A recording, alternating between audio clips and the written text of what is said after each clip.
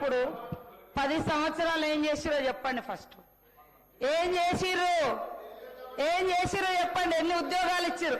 తెలంగాణ ఉద్యమం 10 ఏళ్ళు జరిగింది. 10 ఏళ్ల ఉద్యమం అంతా ఉద్యోగాల కోసమే. మరి మీరు అధికారంలోకి వచ్చి 10 ఏళ్లలో ఎన్ని ఉద్యోగాలు ఇచ్చిర్రు అధ్యక్ష? ఏమన్నా అంటే నోటిఫికేషన్ ఇస్తే వాళ్ళకి ఏమన్నా జీతాలు పడ్డాయా? ఉద్యోగ గ్యారెంటీ వచ్చిందా? ఇవాళ ఉద్యోగాలు ఇచ్చింది మేము. నోటిఫికేషన్ ఇచ్చినాం. నోటిఫికేషన్ అంతా వాళ్ళ ఇంట్లోకైనా జీతాలు వచ్చినాయా?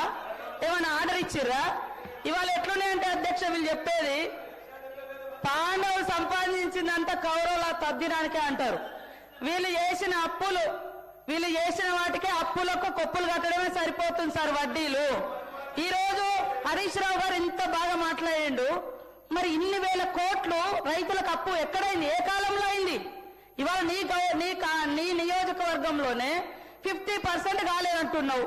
మరి ఎందుకు కాలంటే మీ గవర్నమెంట్ హయాంలోనే మరి ఆ 20-30 వేల కోట్లు మీ గవర్నమెంట్ హయాంలోనే అయినాయి కదా అప్పులన్నీ రైతులకు. మీకు అంత చిత్తశుద్ధి ఉన్నప్పుడు ఎందుకు మరి కట్టలే? మీరు ఏకకాలంలో 1,00,000 రూపాయలు రుణమాఫీ చేస్తా అన్నారు. ఎడ చేసిరు అంటున్నా. చేస్తే మేమొచ్చి 6 నెలల తర్వాత వెంటనే రైతు రుణమాఫీ అయింది. 6 నెలల్లో చేసుకున్న అప్పు కాదు కదా రైతులది. ఇవాళ యాసలు ప్రాసలు ఇప్పుడు బాగా మాట్లాడుతున్నారు సార్. మేము 2.5 ఏళ్ళకే మీకు అంత బాధ అవుతుంది. 10 ఏళ్ళు ఏం చేసారో లెక్కలతో సహా చెప్పండి. ఎన్ని లక్షల మందికి ఉద్యోగాలు ఇచ్చిరు? ఎన్ని లక్షల మందికి ఇల్లు ఇచ్చిరు? ఎన్ని లక్షల మందికి రుణమాఫీ చేసిరు? ఎన్ని లక్షల కోట్లు రుణమాఫీ చేసిరు? అవన్నీ చెప్పాలి కదా. అవి చెప్పకుండా ఎంతసేపు మేము గొప్ప. మీరు గొప్ప అయితే మీ సొంత నియోజకవర్గం రైతులే అనేక మంది మీ హయాంలోనే చాలా మంది చనిపోయారు. అదే విధంగా ఇప్పుడు మీరు చెప్తున్నారు కదా ఇన్ని వేల కోట్ల అప్పు ఉంది మీ నియోజకవర్గంలో అని. మరి ఎందుకు చేసుకోలేకపోయారు అధ్యక్ష? ఫైనాన్స్ మినిస్టర్ గా ఉన్నారు, మీ గవర్నమెంటే ఉంటుంది. ఇవాళ కేవలం రాళ్ళేసుడు. మేము గొప్ప. మీ బాధ అంతా హరీష్ అన్న, మీ బాధ అంతా అధికారం పోయిందని అంతే తప్ప ఇంకోటి కాదు. అయ్యో అనకమ్మా 10 ఏళ్ళు ఇక్కడ అనుభవించారు, నువ్వు అక్కడ పోయినావు అధికారం అనుభవించి దొరసారి ఏమంటే కాంగ్రెస్ నాకు ఏం చేసింది? బాగా అనిపించింది మాలాంటి వాళ్ళకి వాళ్ళ వీడియోలు చూస్తుంటే. కాంగ్రెస్ ఏం చేసిందా? ఇవాళ మాట్లాడడానికైనా మనం చేసింది మనం గొప్పగా చెప్పుకోవాలి. చేసిన దాని మీద కూడా మన్ను పోసుడు గొప్ప కాదు. చేసింది కూడా మన్ను పోసి మేము ఎక్కడుంటే అక్కడ గొప్ప అని చెప్పుకోవడం కాదు.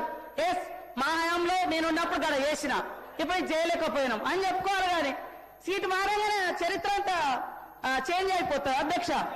చేంజ్ అయిపోతుందా? అట్లా ఉంది. కాబట్టి వాళ్ళ బాధ నిజంగా ప్రజల మీద ఉంటే 10 ఏళ్ళు వచ్చే టైం మీకు. మరి ఇవన్నీ మీరు చేసి ఉంటే మేము ఇవ్వాల్సిన పేదరికం ఇంతెందుకుండు? మేము ఇవన్నీ చేస్తామని ఎందుకు ఒప్పుకునే వాళ్ళం?